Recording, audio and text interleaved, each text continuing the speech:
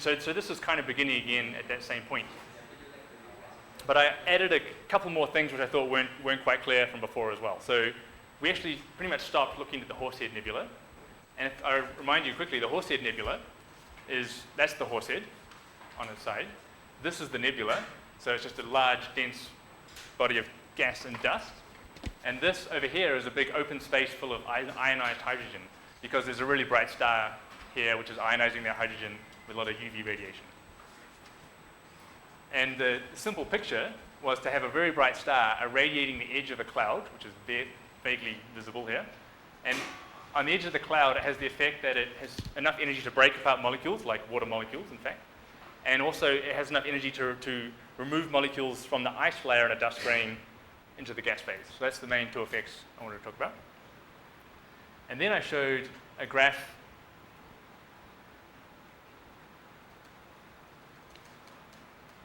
showing the Horsehead Nebula. You can see the shape of the horse's head a little bit. And these are all different molecules in the Horsehead Nebula observed with the IRAM telescope, sub-millimeter telescope. But maybe it wasn't clear where those graphs came from. So this is another picture of the Horsehead Nebula. You can see it really clearly now, actually. You can see just that it's also got this trail of stuff behind it. And what they did in this particular case, this is the IRAM telescope results, and they measured a spectrum. So this is the size of the telescope spot. If it has a big enough baseline, it'll have a smaller spot. In this case, that's the size of the resolution element on this sky.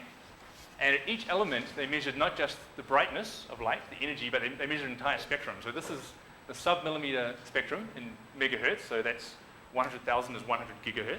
That's microwave frequency. And each of these lines, you see a lot of spectral lines, just like we saw earlier in some other sources as well. And those are due to the molecular emission, rotational molecular emission lines. And so each of those can be associated with a particular molecule. Okay, maybe you can see there's a line here. That's one of those zoomed in. And that line belongs to the CCH molecule. That's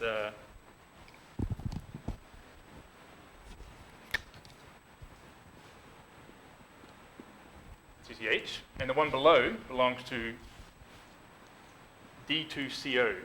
And D, if you remember, D, that's deuterium. That's the hydrogen with an extra, that's the isotope of hydrogen.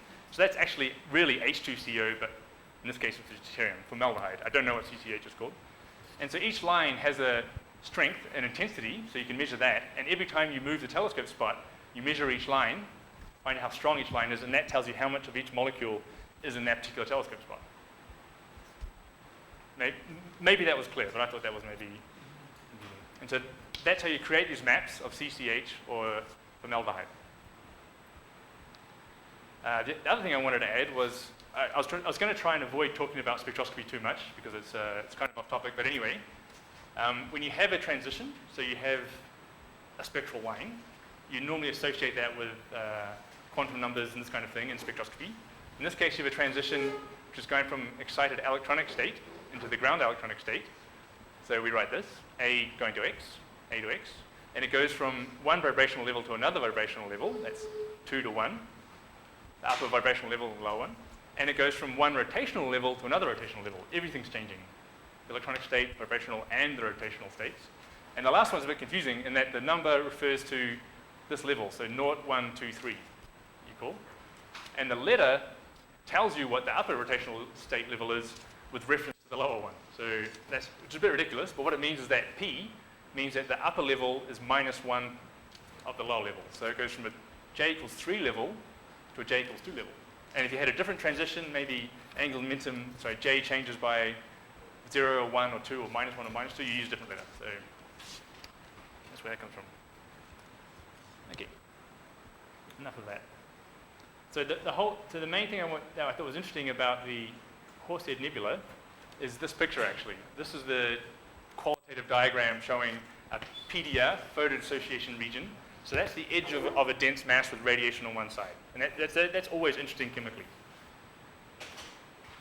Okay, there's another interesting chemical situation, and that's in a shock. So the idea here is that you have interstellar cloud, and maybe it's turbulent. So bits of the cloud are moving about, colliding with one another, and where they collide, there's energy gets released through the kinetic collision. Maybe you have two clouds collide with one another, that can happen. Or maybe you have a protostellar outflow, which is what this is showing us. And the idea is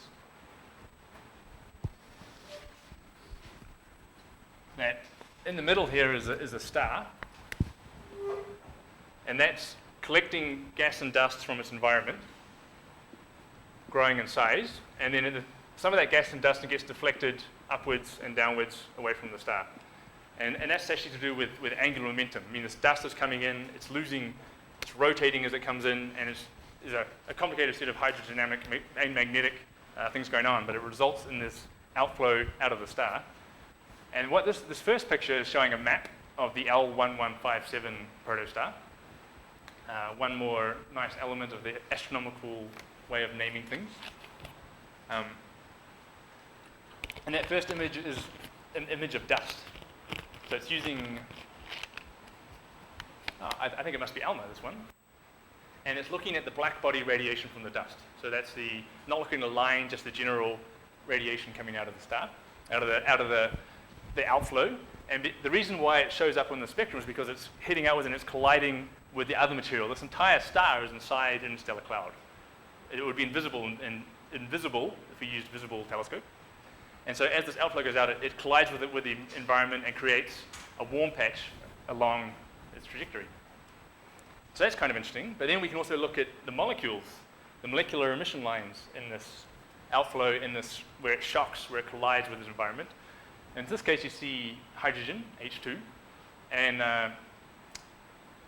we actually looked at a hydrogen spectrum earlier. The interesting about hydrogen is that it only shows up when it's hot. That's to do with the fact that it has a low mass. That's one thing. There's carbon monoxide, another tracer of a shock. But the interesting one is silica oxide. So if you remember, the main constituent, the main thing making dust, is silica oxide, SiO2. And so you almost never see silicon anywhere because you only really look in the gas phase when you're looking at these emission lines mostly. And then if this is all in the form of dust, there's no silica left to be observed in the gas phase. So what's happening here is that there's this shock where it collides with the environment, and it's enough of a shock that it's actually breaking up the dust grains themselves. It's removing silica from the dust grains. And so that makes a completely different chemical environment to the rest of the cloud around the shock. Yes, and it can get very hot, maybe 1,000 Kelvin, so that's now hot even by our standards. And the collisions can be maybe 100 kilometers per second, so that's reasonably fast collision.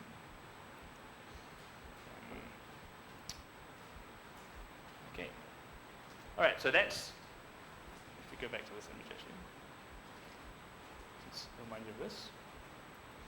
So we were kind of following this path, where we began looking at diffuse clouds and then bigger ones, and then dense clouds, and now we've moved on to the protoplanetary disk where new stars are forming.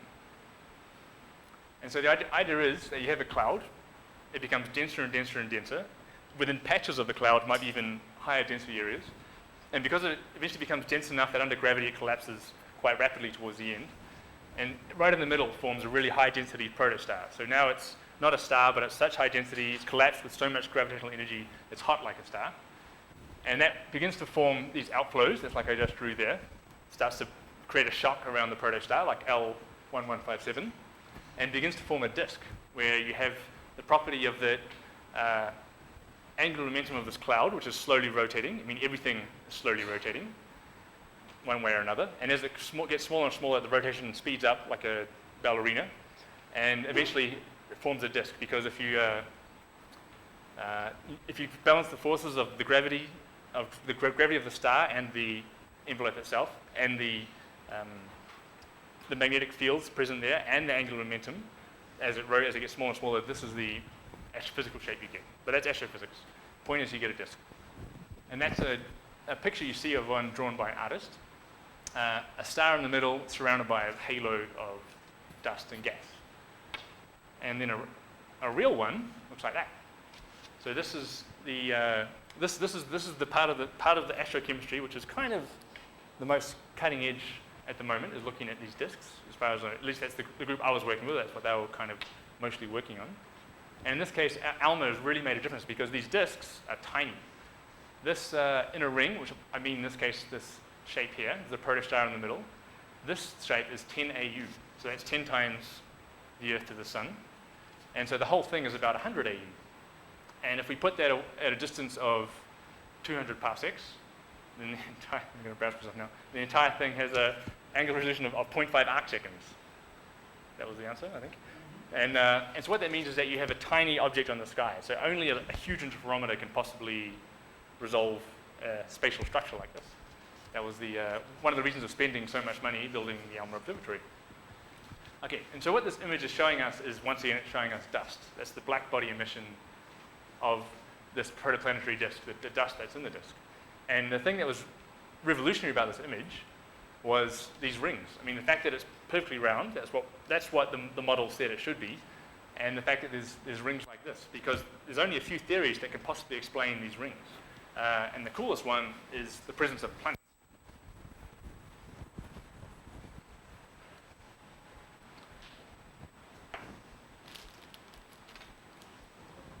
So the idea is, if you have a star in the middle and in a protoplanetary disk looking side on, and then if a planet forms here, and the planet forms from the disk itself, it collapses further and forms a planet, and that will gravitationally either attract all the dust around it or in fact push it away. There's other hydrodynamical influences why you'd have a gap in a disk where a planet formed.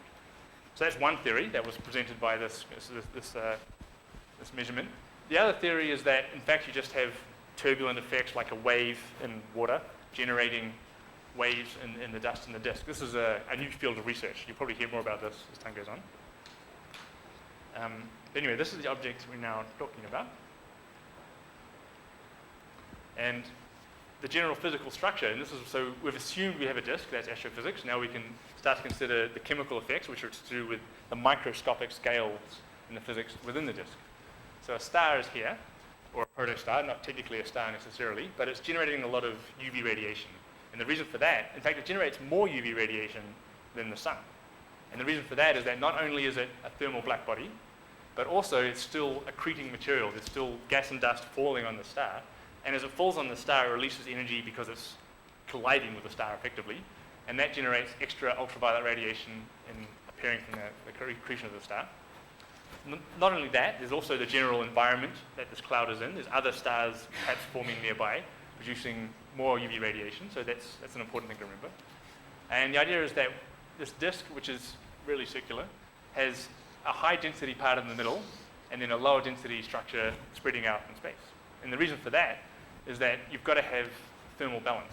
I mean, there's gravity pulling the material towards the star, and there's gravity pulling the material towards the disk itself. It has its own gravity, but also it has a temperature and a pressure, so there's going to be a hydrodynamic equilibrium between gravity and pressure, and so you get a shape of a disk like this.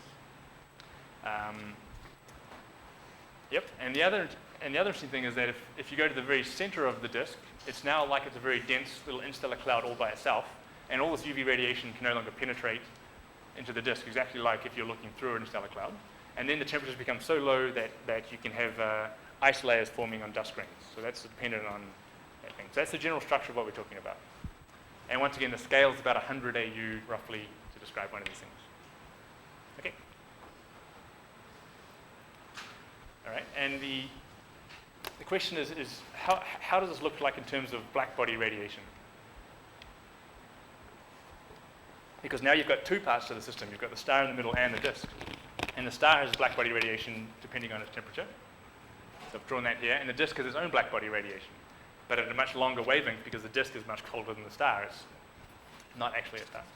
And so these black points are actual measurements of all the way from infrared to submillimeter and even a few near-infrared measurements looking at HD 105. That's another protoplanetary disk.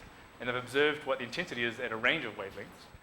And so in this case, you can see that there must be a star, and there's something else near the star creating more black body radiation. So these disks were known about even before the ALMA images first arrived, showing this round shape. Because you could look at this black body radiation, and if you knew there was something like a disk, then you could constrain that it exists. You apply a model to this kind of information, you can say that it's there. Yep. Okay. so that's looking at the dust emission so far of a protoplanetary disk. That's spatially resolved or in terms of its black body radiation. But now we can look also at the molecular lines. These are the emission lines of individual molecules within the disk. And so this disk, TW Hydra, sorry, I've brought in a third one, but they all have the same general structure, so that picture's fine. We see, first of all, an image of continuum. So continuum is another word for dust thermal emission. The reason it's called that is because it's continuous. It doesn't appear as a line. It just emits over a long wavelength range. And so you can see that the bright part of the middle is due to the fact that you have higher temperatures here, so there's more emission from the hotter dust, and higher densities here, so there's more dust to emit. So there's kind of a combination of more dust in the middle and hotter dust, so you get a centrally peaked shape. You have carbon monoxide, and so this carbon monoxide, we can go through this now. J equals 3 to 2. That's any guesses on the meaning of J equals 3 to 2? Yeah, there's a throat buffle in it.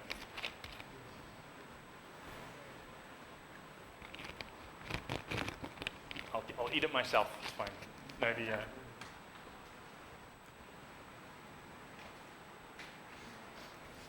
The idea was that you have a change in rotational level down here, and because we're looking at sub-millimeter spectroscopy, this is ALMA, we're not looking at electronic transitions, and we're not looking at vibrational transitions. That's in the infrared, not ALMA's territory. So we're actually looking at just transitions within this lowest part of manifold of levels down here. So the third rotational level to the second. That's all that means. Okay, so COJ equals 3 to 2. And N2H plus, that's a different molecule, also present in disks. J equals 4 to 3, so it's the higher rotational level change. And the interesting thing about this graph is that COJ equals 3 to 2 looks a lot like the dust.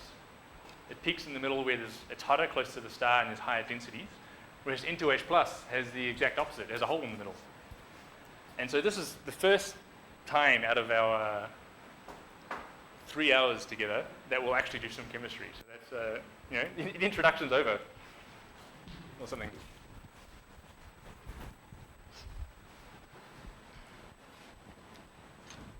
And the important reaction is this one.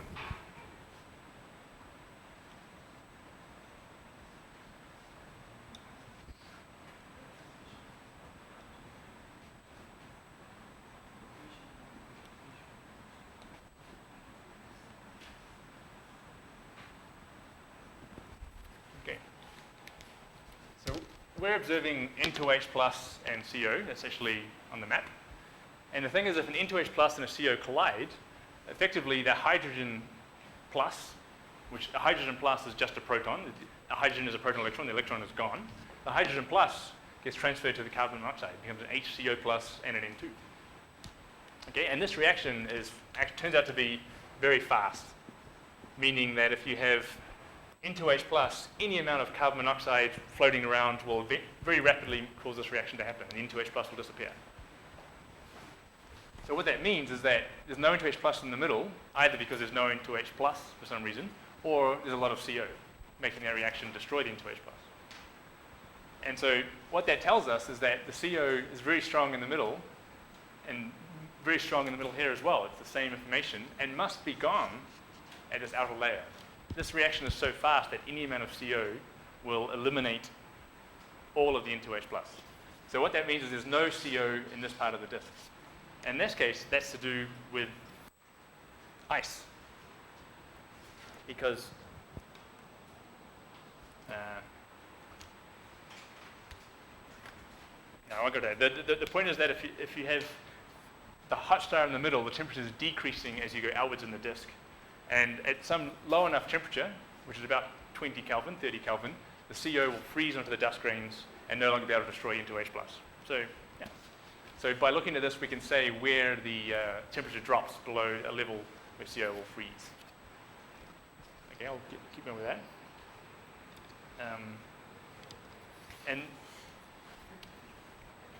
And so this turns out to be important in the planet formation case, because now that we're working in protoplanetary disks, everything that happens eventually affects the planets that form there. And the idea is that you begin with a protoplanetary disk with a star at the center, and then a disk made of gas and dust. These are meant to be little bits of dust.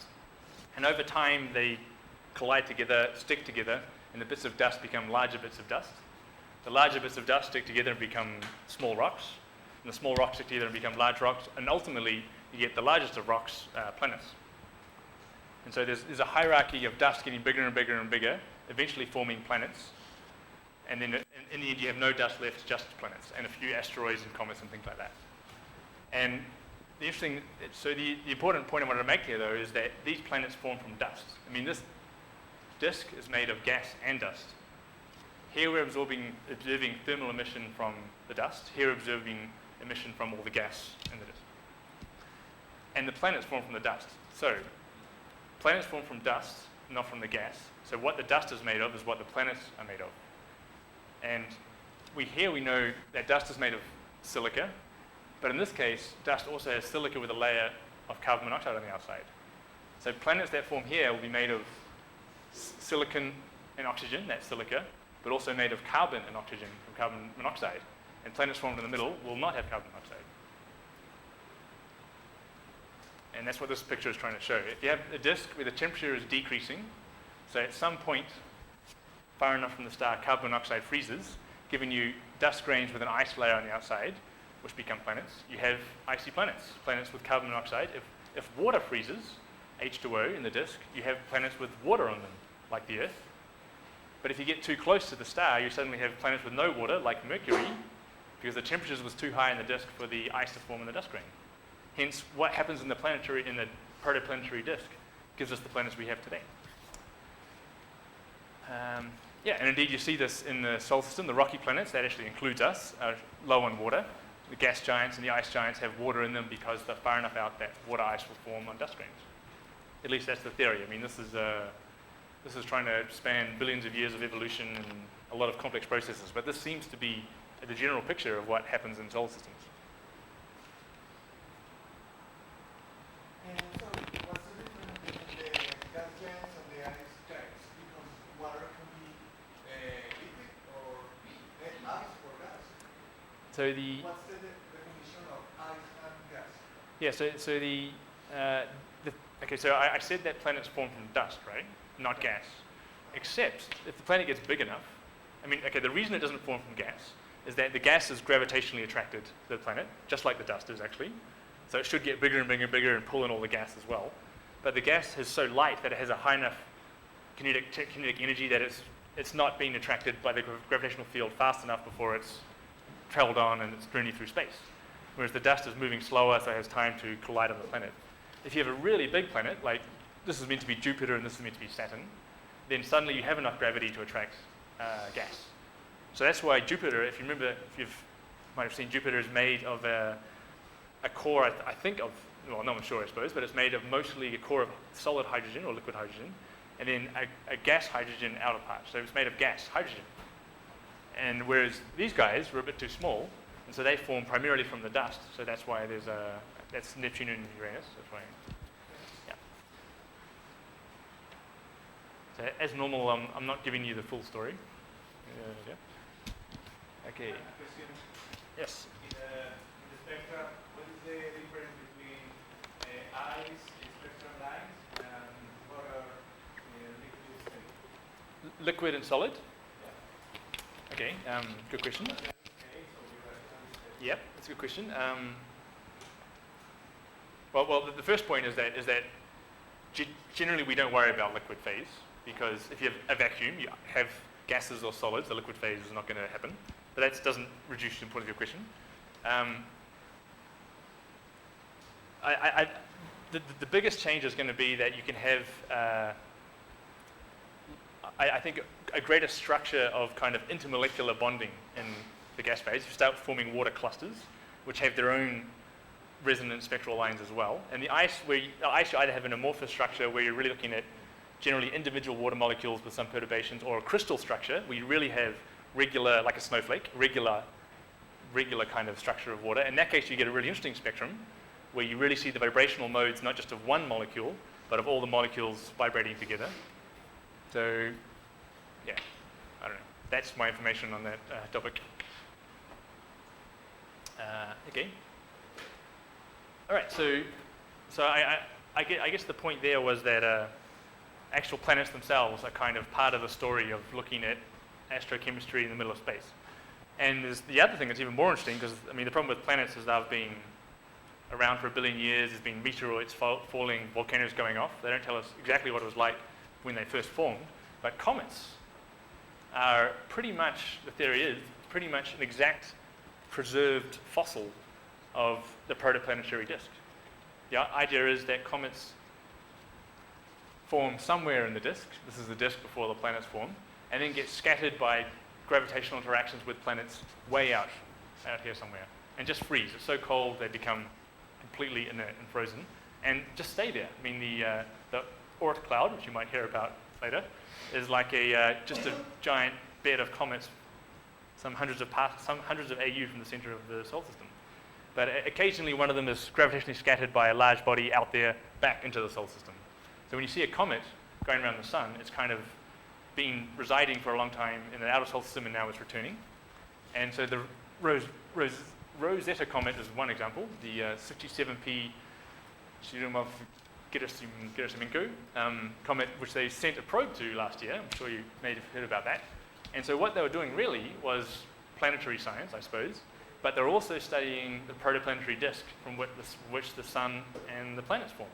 Because if you go back to these things, you're really going back to the beginning of time, really. And so this is where things get a bit different to telescopes, because with a telescope, all you can do is look at thermal emission from dust, or you can look at molecular emission lines, whereas now you can go look at the molecules themselves and do much, much more precise kind of work. One of the instruments they had was a mass spectrometer. The idea there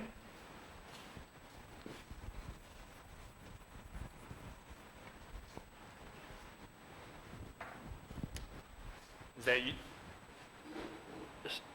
you scoop up part of the comet itself, or maybe part of the comet that flies off and you collect it while orbiting.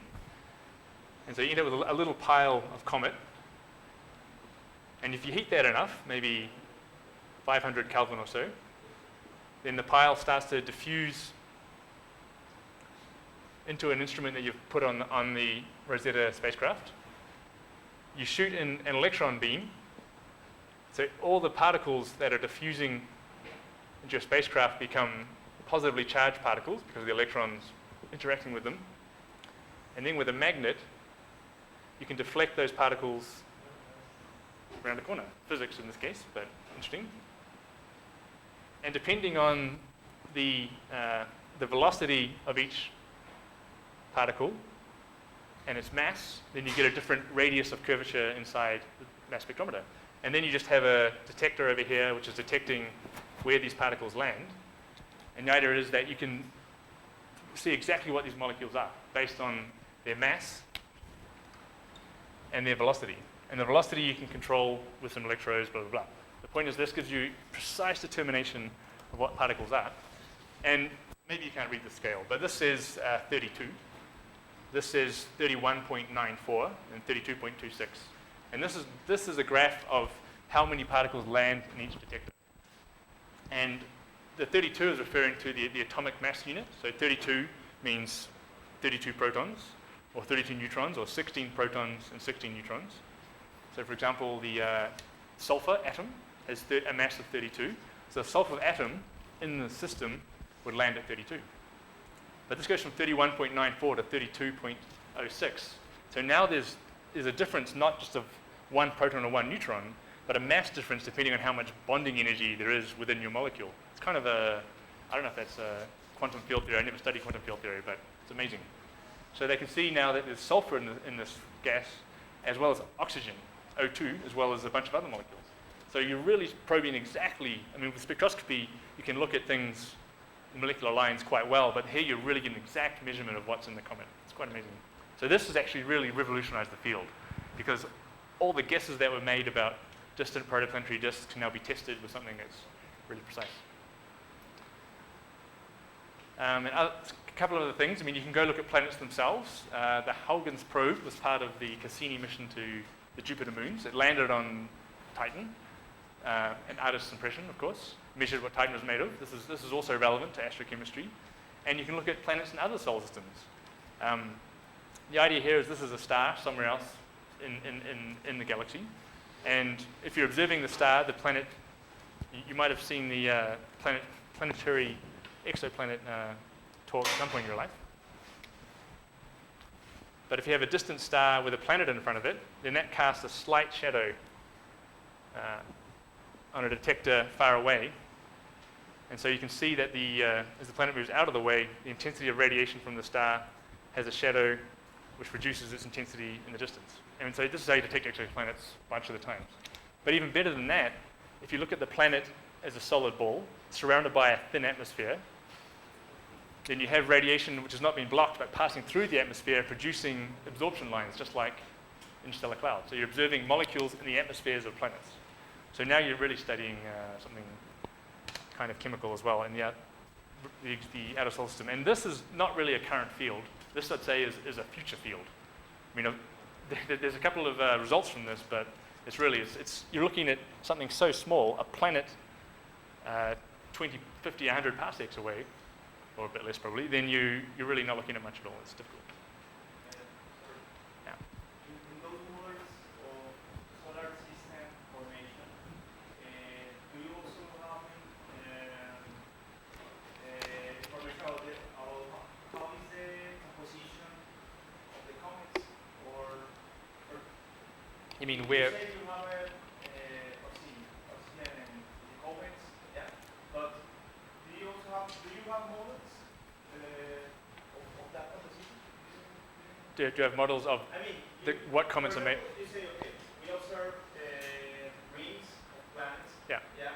But maybe also predictions about the composition of comets or things like that. No. Yep. So we're kind of combining different fields, but that has to be done, I think, because there's no other way to explain it.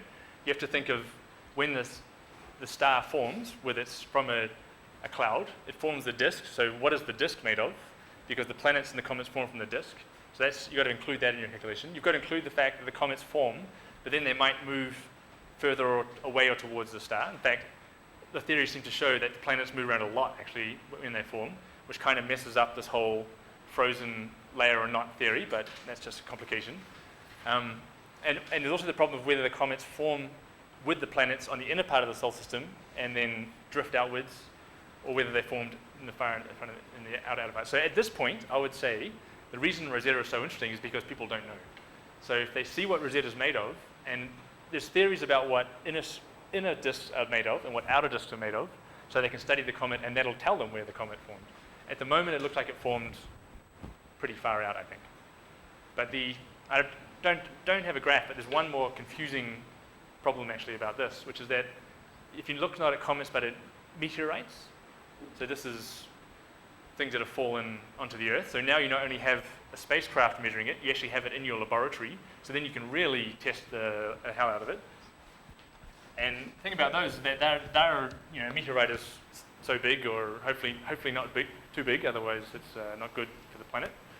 But they're made up of smaller rocks. And they're made up of smaller rocks, and they're made up of dust grains. So if you look at under a microscope of a meteorite, it's made up of lots of little pieces. And if you look under a microscope at an individual piece, like really zoom in and see what that's made out of, they have the chemical composition of a mixture. Some of these bits of pieces are from the inner solar system, apparently, and some are from the outer solar system. So even a meteorite combines dust from everywhere. So there's definitely mixing within this whole system. And yeah. Are the planets places where more complex molecules were found? In planets? Complex molecules. And are they found in planets? Sorry, what? No, I mean, when in the planets or in the solar system, there is a high chance of finding complex molecules. Yeah. No? But I wonder if there is another place in the universe, maybe in our There is, yep. Complexity is found. Yep. So I mean, the main reason most of the graphs I've shown have been quite simple molecules, CO, H2, stuff like that. One was methanol, CH3OH. That's actually already a bit complex.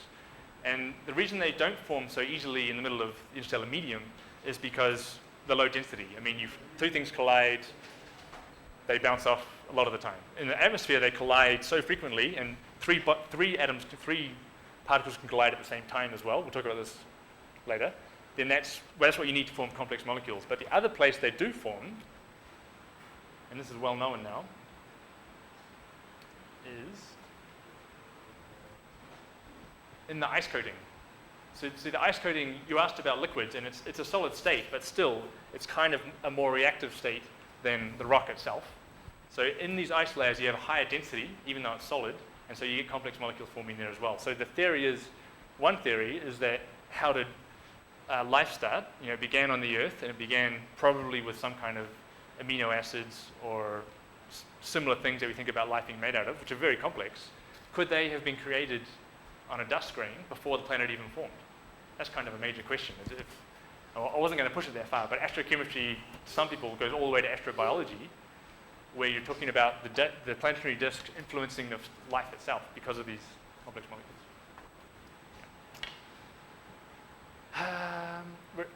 We're almost time for a break. We've almost finished, so I know you don't want to do. I know you don't want to look at this presentation again, so we'll just finish it. We've heard all the interesting stuff anyway, the important things. Okay, so just the idea was that we went around this cycle of matter, from a diffuse cloud to a dense cloud, forming into a star, forming into a planetary system with comets and stuff.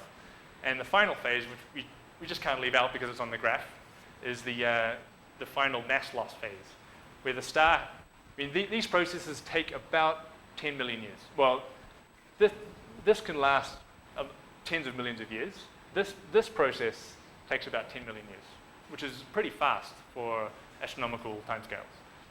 This part of the process takes about 5 billion years. The age of the life cycle of the sun, I'm not sure, but it's 5 or 10 billions of years. So things slow down a lot, but then they pick up again towards the end. And the idea is that in the middle of here you have a solar mass star, or somewhat, in this case, I'm not sure, I don't know much about this one, but this particular one is probably must be a similar or slightly larger mass star than the sun. And it's run out of hydrogen, so its fusion cycle is over, and then it ejects material, and that's stellar physics, which is definitely not something I know anything about.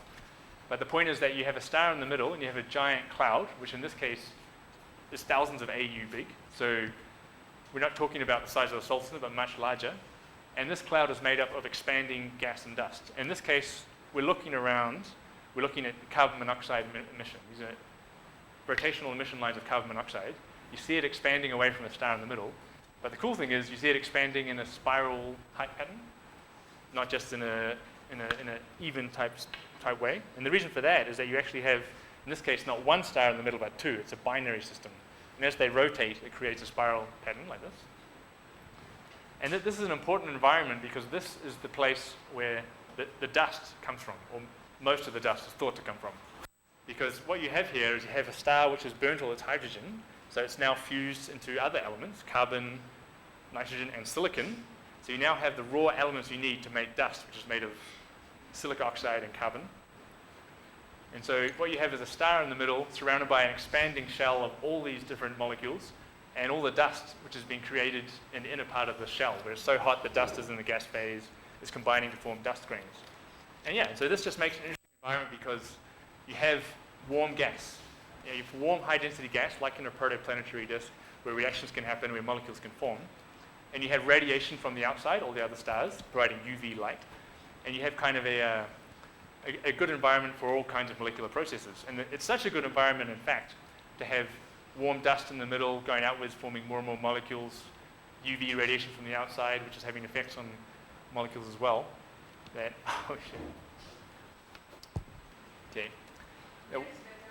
That one's better? Okay. So this is an alpha spectrum of that, of that particular expanding red giant dying star.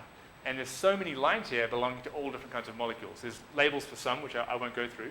But the point is that In this particular object, ISC plus 10216, that's the star that's at the end of its life, you have more molecules observed here than anywhere else in the known universe outside the solar system. So this is the richest source of molecular lines anywhere. And you can kind of tell that because this graph has a lot of labeled lines where they know what molecule they belong to, and a lot of U lines, that's unknown. So something like 1/2 of all the lines seen in this source are unknown.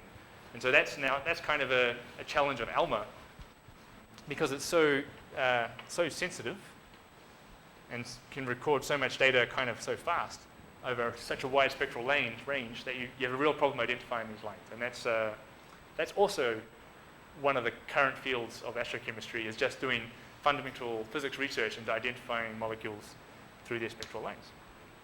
And so that was just to get to the end of this graph. We've been all the way around now. I should say that this stuff, it gets ejected from the star and just drifts off into the interstellar medium, becoming space. Eventually, maybe billions of years later, it'll drift into an area that's a bit denser than somewhere else, become a diffuse cloud. Maybe it'll become a giant molecular cloud and eventually collapse again into a star, and beginning the cycle over and over again. That's quite prosaic. And the final thing that I should say is that, like I said right at the beginning, is that really I think astronomy is really controlled by instruments. A new telescope gets built and people suddenly invent an entire new field of astronomy. I mean, no one was studying exoplanets 15 years ago. Now there's space observatories that are being designed to be for €1 billion to study exoplanets. It's been driven by the technology. And the future in this particular field is probably most significantly these two instruments.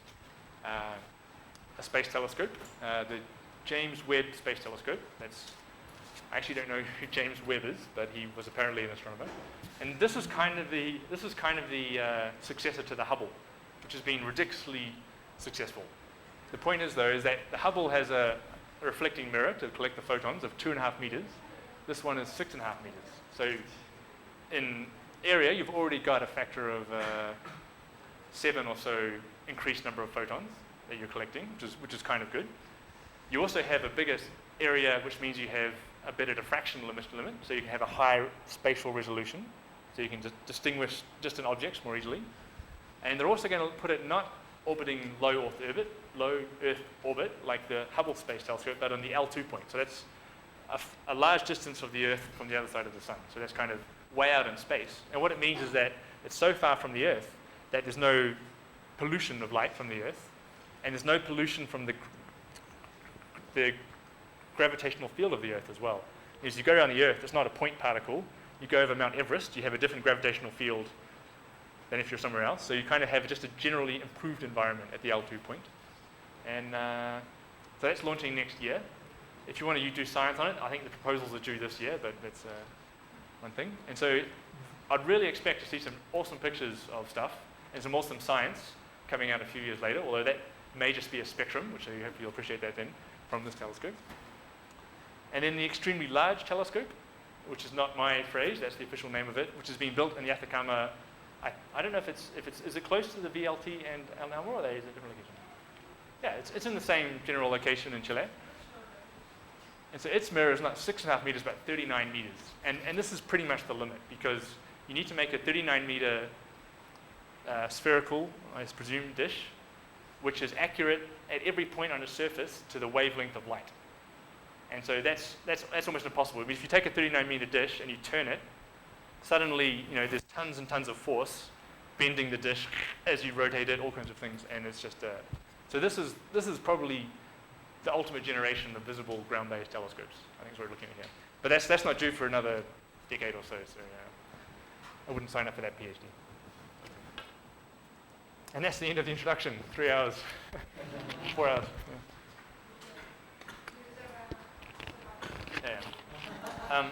So we should stop for a while, I think, certainly. But would anyone like to ask any questions now? Why are we still making ground telescopes? And still making telescopes in the visible light? Okay. Yep. Good question. I guess it's this reason. I mean, with 39 meters, you can, like I say, you collect more photons, so you see things I guess, easier. But then you could have a smaller telescope and look for longer. You'd have the same effect. But you also get this huge diffraction limit, so you can see tiny objects. I mean, the ELT will actually be able to see the structure of protoplanetary disks like ALMA does. Because it's not as big as a 12-kilometer ALMA baseline, but then you're looking at visible wavelengths, not millimeter wavelengths, so you have a much better spatial resolution in that diffraction equation. That's one thing. The other thing is that because it's on the ground, you can have the best spectrometers attached to it. So a space telescope has to, can't weigh more than 5 tons. It has to survive the launch, which is like being in a washing machine thrown off a cliff or something. And so the highest precision stuff probably will have to be done on the ground. Yes, but I don't know if my question is kind of rude, but sorry, I have no personal feelings about the ELT. Sorry. the visible light is still useful for the science. Well, it is still useful, but in comparison of the radio and the infrared, it is still. So for looking at chemical problems, looking at molecules, I said it's the least useful part of the spectrum, and that's still true. In fact, for astrochemists, they're mostly looking forward to the near infrared, like the atmospheric transmission from the ground goes a bit out of the visible into the infrared and the ultraviolet. So the infrared is what astrochemists are interested in. But people who study galaxies and all that kinds of stuff, this is for them.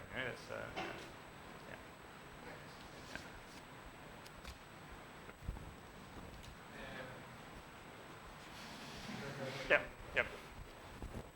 Angular.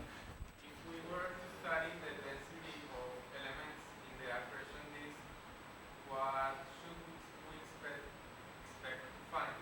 Maybe heavier elements in the outside and lighter elements in the inside, or what? So you're saying because the mass of the elements, does that affect where they appear within the disk? Yes. Just because of gravitational effects and thermodynamic effects and things? I've never heard of that. That's also a good question. Can you, for example, the most common elements have similar masses: carbon, nitrogen, oxygen. Hydrogen's a bit lighter. But maybe if you looked at uranium or something really heavy, or then you might be able to do something. But what is quite common is less with the gases themselves, the elements in gas form. The dust grains themselves do show this effect. So if you have the middle of a disk and you have big dust grains and small dust grains in a distribution, you get the big dust grains in the middle and the small dust grains on the top. And so that's one thing. So that doesn't quite answer your question, but it's similar. And what you're saying is important also in the atmosphere. That maybe you know that if you have, the reason there's not a lot of hydrogen in the atmosphere or helium on Earth is because it's so light it's already escaped to space. And so maybe there's something going on like that in a planetary disk as well. That's a good question. Yes, but maybe, I don't know, It- for if someone wants to seek for gold or something like that, he may have to go to the outside of the solar system or something like that. Oh, I see. Yeah, right. Does it have any sense that the heavier elements... So that's your plan? No, Okay. maybe in this moment no. Yeah. But does it have sense that heavier elements after the evolution of the planets, maybe for example in our solar system, have been in this moment in the out part of the solar system? No idea. The ice phase molecules, certainly, but that's not really to do with the mass.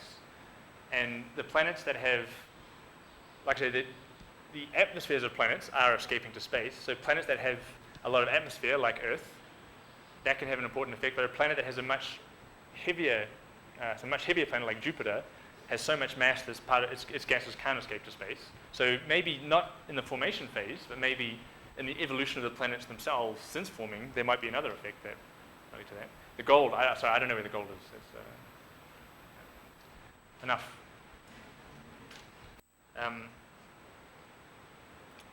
Should we come back? Should we make it 4 o'clock? That's half an hour because I'm exhausted. You're exhausted. 4 o'clock? Back here. Okay.